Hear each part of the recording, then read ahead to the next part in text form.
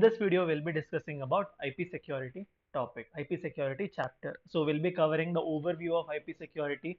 We'll be looking into the IP security policy, then encapsulating the security payload, combining the security associations and internet key protocol or internet key exchange protocol. So this topic is very important from exam perspective. Definitely one question would be asked from this chapter. So make sure you understand the topics properly and stay tuned to my channel so that you don't miss out any of the updates. So first let's look into the overview part, that is understanding what applications of IPsec, what IP security is. So IP security is a combination of protocols that are used to secure the IP communications, internet protocol communications, by authenticating and encrypting each IP packet when we are transmitting it over a network. So it operates at IP layer, allowing it to secure any kind of IP traffic regardless of its application protocol which is being used. So IP security provides features like authentication, encryption, and key management, and it can be used both by IPv6 and IPv4 systems. Looking at the applications, first one is secure branch office connectivity. So IP security allows us to establish virtual private networks, VPNs. Thereby, we can securely access the internet within the limited network, and thereby there won't be any problem about the private leased lines establishment and all.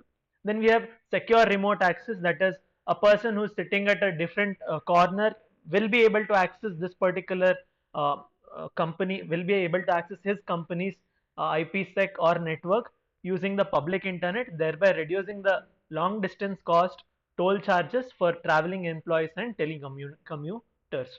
Next, we have extranet and intranet connectivity. That is, IPsec can communicate between the networks. Local connectivity is established. Along with that, if you want to communicate with the external partners also, in that case also IP security provides facilities. Then we have enhanced electronic commerce. That is, IP security provides additional layer over existing web e-commerce protocols. Thereby, authenticity and guaranteed encryption are features which are provided by the application security. When we are dealing with the e-commerce websites, providing high security, guaranteed encryption and authentication are very important to safeguard the information here. Looking at the IP security scenario here, so let's consider this as a user. User will have to communicate with the network. So in that case, he'll have IP header, and along with that, he'll have IP payload. So he'll transfer this to the networking device with IP security. When it reaches the networking device with IP security, the secure IP payload is also appended to the message, and it is forwarded to the public network here, and that's how it is either locally connected with communicated with each other, or we can connect to the external network also, that is private WAN or internet. So in order to obtain all these, we make use of the IP security. So I have explained this entire figure in simpler terms. Looking at the benefits of IP security, first one is strong security. So compared to the other protocols, IP security has routers or firewalls. So they have they have strong security, and traffic, they control all the traffic without requiring to change the internal network. Transparency, IP security operates below the transport layer, and it is transparent to the applications. So applications do not need to modify it to use IP security. End users do not need to inculcate any specific training or awareness for the security mechanisms in place. Then we have end-to-end security. IP security can be applied to the devices, to end devices, ensuring that there is confidentiality and integrity achieved. Then we have routing applications. So IP security has multiple routing protocols which will make sure that there is proper data transfer happening, there is no man in middle attack or route hijacking happening here. So that's what routing application speaks of. Looking at the IP security protocols. So IP security uses two main protocols. First one is authentication header, then we have encapsulating security payload, then we have internet key exchange. So authentication header will provide message authentication and integrity. So it does not provide encryption. it is largely deprecated in favor of encapsulating security payload.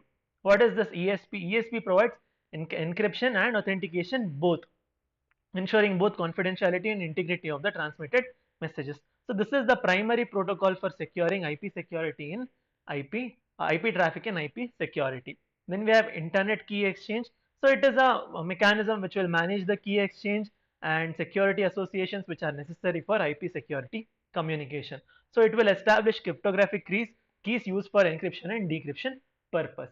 Looking at the services which are provided, first one is access control. That is, IP security will ensure that only authorized people or authorized device can access. Then connectionless integrity. It will ensure that devices have not been tampered with during the transmission. Then we have data origin authentication. That is, IP security will check that where the data has been originated from. Is it a valid user or a legitimate source or not? Then we have replay protection. That is, to protect against replay attacks, we can make use of IP security. Then confidentiality. That is, it will ensure that data cannot be read by a third party. Then limited traffic flow connectivity. Confidentiality. That is, it will provide additional protection for traffic flow data, making it difficult for attackers to infer the communication patterns even when they intercept the traffic. Next, this topic is very important: transport and tunnel modes in IP security.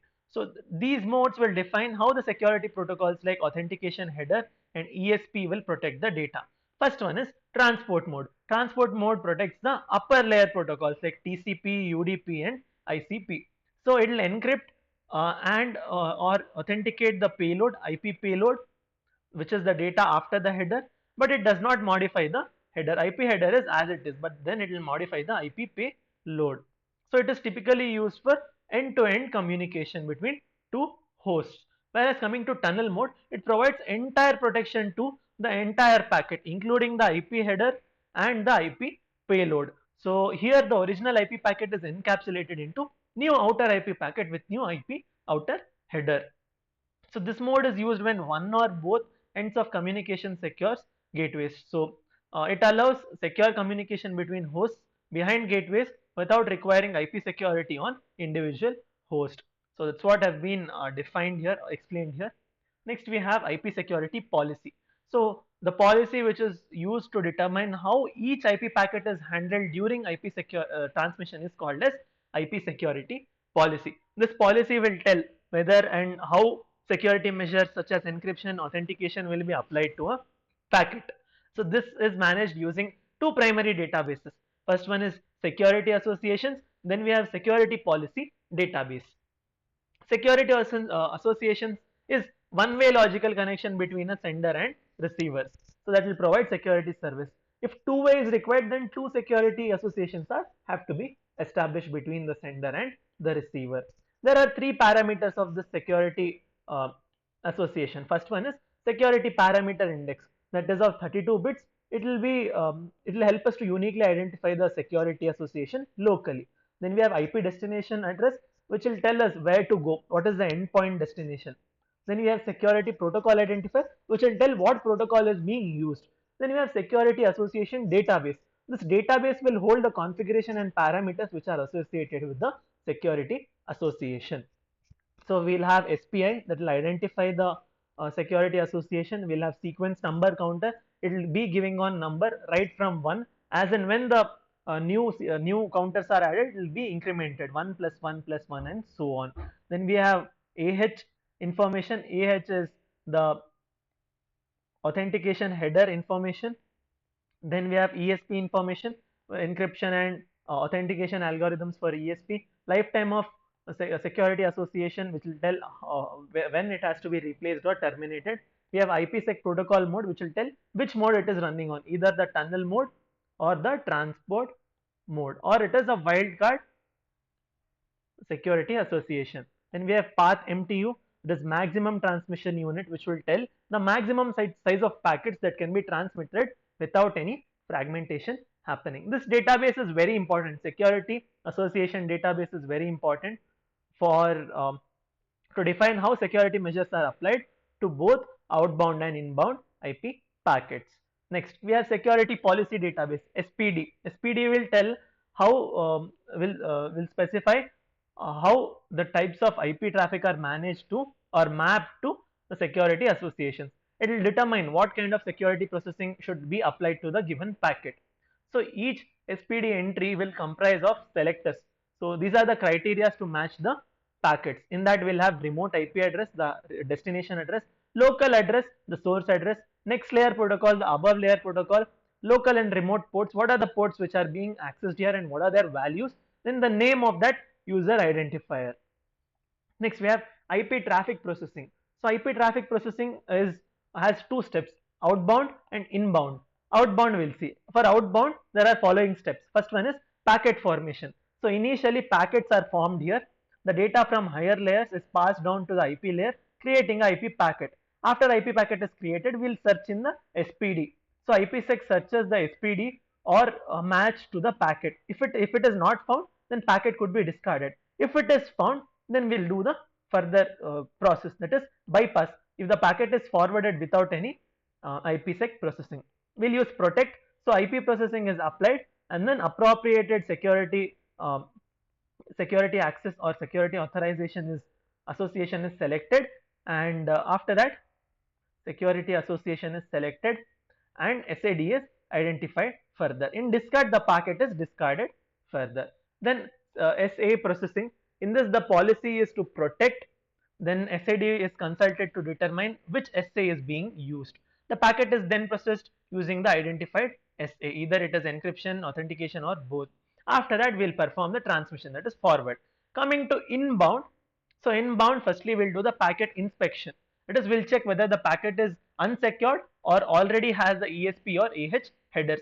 If it is unsecured, then SPD search how to determine how to process it, and if it is secured with AH or ESP, we'll check the SAD to determine which SA to apply. Again, it could be bypass or protect or discard. Bypass is applied when the packet is delivered directly to the next layer. If we are using protect or discard, if there is no match entry found or if the policy is discarded, then the packet is discarded. Then we have SAD search. For each secure packet, IPsec will check the SAD. If matching entry is found, then it applies appropriate AH or ESP processing to the packet. And after all this, the IP header is stripped and the entire body is forwarded to the next layer. This is how the entire IP traffic processing actually works. So here we have examples of host SPD example. This is not that important. Next we have encapsulating security payload in IPsec, that is ESP in IPsec. So encapsulating security payload is a protocol within IPsec which is used to provide confidentiality, data origin authentication, connectionless integrity and anti-replay services. It will ensure that confidentiality, integrity of data are met or are safeguarded when we are transferring over the unreliable networks. So services provided by the ESP include confidentiality, data origin authentication, connectionless integrity, anti-replay service and traffic flow confidentiality. So this figure tells us the ESP packet format. So this part, the top level format of ESP packet will comprise of a security parameter index SPI, which will identify the security association SA. It will have a sequence number to prevent the replay attacks. Then it will have payload data, the data which I want to transmit. Then it will have padding. Padding will ensure that encrypted data is a multiple of required block size. What is the pad length? It will be specified in padding bits here. What is the next header? That will also be specified here. Then we have integrity check value, ICV. So this is used for integrity checking. This is optional, but it is based on the selected security policies. ESP packet format is used to create a secure communication channel where the data is encrypted and its integrity is verified before transmission. So the encryption and integrity mechanisms are applied to the payload that will ensure the confidentiality and authenticity while communication. Speaking about the substructure, we have initialization value, which is used for encryption algorithms that require it. And then we have TFC padding, which is used in tunnel mode to provide traffic flow confidentiality. Then we have payload, the actual data. Then we have integrity check value, ICV, which we have discussed here. Next we have ESP format. In ESP format, we'll have security parameter index, which is of 32 bits. This will help us to uniquely identify a particular security association. Then we have sequence number. Sequence number will prevent the replay attacks. Then we have payload data, that is the data which I want to transmit. Then I have padding. Padding could be from 0 to 255 bytes. This will help us to align the packet to specific byte boundary. Then I have padding length. How many bits of padding is being performed? Here it is usually 8 bits. Next I have next header. Next header, the upper layer protocol which is being used will be specified here. Then I have integrity check value, which is which I have spoken earlier. Additional fields could be the initialization vector and then traffic flow confidentiality, that is TFC padding. Then we have encryption and authentication algorithms. So the payload data, padding, pad length, next header fields are encrypted by the ESP service. So the encryption algorithms used can vary. It could be AES, DS, and if the integrity service is selected, then integrity check value ICV is computed to verify the authenticity of the data. So in anti-replay service, the replay attacks occur when attacker will retransmit the previously accepted valid packets to confuse the receiver that okay, the value has, the data has not been sent properly, and to confuse the receiver will be making use of the anti sending the replay attacks again and again. To overcome this, will be making use of a sequence number which will prevent such attacks. So when a security association SA is established, sender will start with sequence number. We have seen the counter, I told you it will start from 1, and as and when we are sending the packet, it will be incrementing. Receiver will maintain a sliding window. Sliding window will tell how many packets could be entertained or how many packets could be let in for the process. So this figure explains the anti-replay mechanism. Here we have the window size W, which is a typical window size for anti-replay is 64 packets. This allows for a small buffer of late packets but prevents older packets from being accepted or retransmitted. Next we have mode of ESP transmission. One is the transport mode, other one is tunnel mode. So we have seen both of these. Both of these are explained in the figure format here. Then here again comparison between those have been explained here. All this is you can just read it once.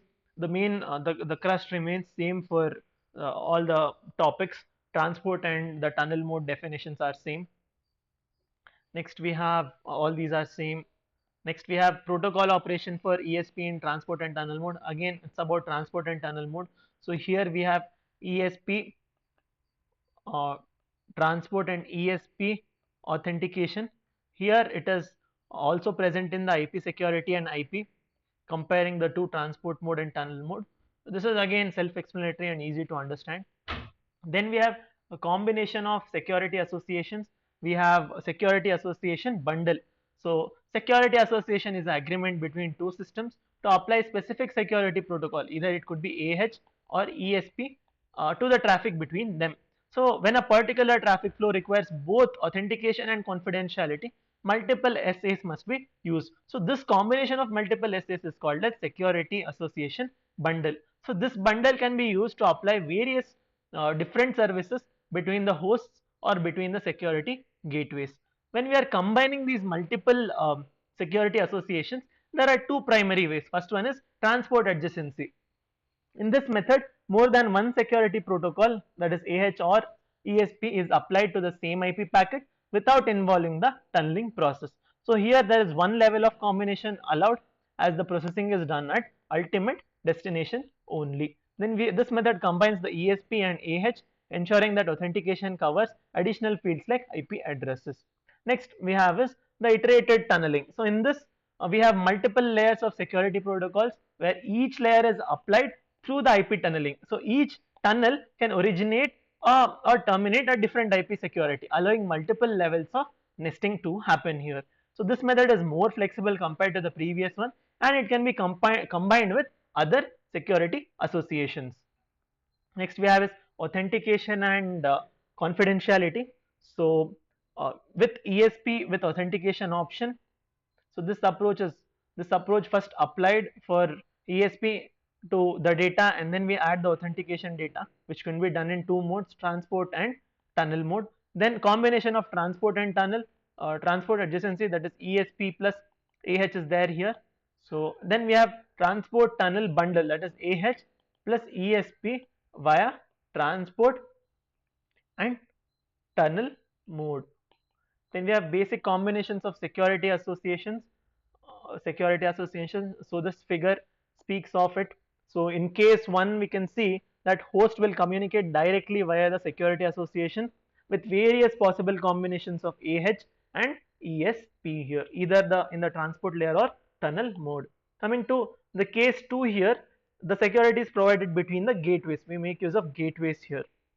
Coming to case 3 is an extension of case 2 by adding end-to-end security between the hosts with security gateway providing tunnel based services. Then we have case 4. Case 4 will focus on the remote access between the users. So where the remote host access the internal network through firewall requiring a tunnel mode. So here each case will involve different combinations of security associations with AH or ESP which are applied in various modes, either in transport or tunnel mode, to ensure there is appropriate security service, either it is authentication or encryption happening. Next, that is the last topic which you have, is internet key exchange. So in internet key exchange, it is a management protocol which is used by the IPsec to establish secure communication between the channels. So this will facilitate determination and distribution of secret keys that are needed for encryption and authentication. So it is based on the Diffie-Hellman algorithm. So if you have not watched my Diffie-Hellman video, we have discussed how it works, what it is, how the key mechanism or key sharing happens there in detail. So I would suggest you to check out that video.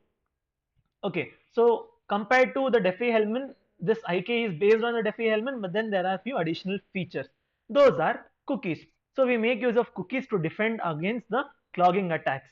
Then we have negotiation of groups, where IKE enables two communicating parties which will negotiate specifying the global parameters for Diffie-Hellman exchange. Then we have nonces, which will prevent the replay attacks. There are 3 authentication methods. First one is digital signatures. So with signature, hash value will be calculated. We'll be checking the hash value. Yes, we know this. Then we have public key encryption. Public key encryption is a private key, public key would be used, and then I'll be checking it. Then symmetric encryption is same key is used, pre-shared key is used to exchange the parameters here. Coming to IKE v2 version 2, IKE version 2 is enhanced version of IKE protocol. It involves series of message exchanges. First one is initial messages. So the first 2 pairs of messages are referred as initial exchanges. So in this initial exchange, peers will exchange the information about cryptographic algorithms, what are the security parameters, what are the nonce, what are the Diffie-Hellman values. So this will set up a IKE security association which will define the parameters for secure channel for subsequent exchanges. In the second exchange, the parties will authenticate each other and set up the first IP security association for general communication. After that, we make use of create child security association exchange, which is used for exchanging or establishing additional security associations to protect the data. Then we have informational exchange, which is used to exchange the management information, error messages and notifications. Next we have IKE, which will IKE headers. So IKE will define specific header and payload formats for establishing, negotiating, modifying and deleting security associations. So the IKE header is followed by one or more payloads, and the use of UDP as transport protocol is used. Payload will comprise of these many things. What is the security association payload? What is the key exchange payload? What is the identification payload? Certificate payload, certificate request payload are all mentioned here. So IKE will address some of the vulnerabilities of the basic Diffie-Hellman, like man-in-middle attack, where a third party can jump in and access the data. So by making use of cookies, nonce and other mechanisms, we can make sure that IKE is more secure than the basic Diffie-Hellman. So IP security manages support for 2 types of key management. One is Oakley key determination protocol and the other one is ISA KMP, Internet Security Association and key management. But then with the IKE version 2, we can replace the Oakley and we can replace these 2 protocols. So the cryptographic suits for the IKE will include all these formats. So this was about the IP security. I know this topic is slightly difficult, but then I would suggest you to watch the video again. If you have any doubts, do let me know in the comments. And from exam perspective, definitely there'll be one question asked for 10 marks. So make sure you don't miss out this chapter. The notes would be available in description. Stay tuned, subscribe to my channel.